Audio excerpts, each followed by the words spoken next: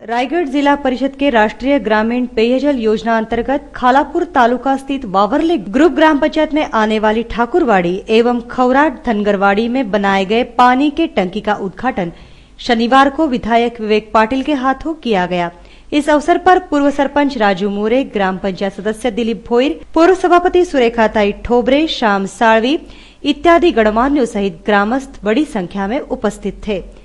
इस अवसर पर विधायक विवेक पाटिल ने अपने भाषण में पूर्व सरपंच राजू मोरे उनके द्वारा किए गए कार्य की सराहना की।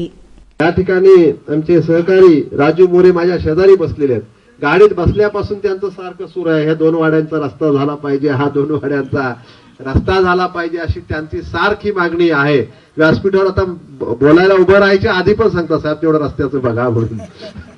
एवढी धडपड त्यांच्या मनामध्ये आहे की हा रस्ता दोन्ही वाड्यांना आपला रस्ता झाला पाहिजे, ही त्याच्या मनापासून एक त्यांच्या मनामध्ये फार मोठी कळकळ आहे।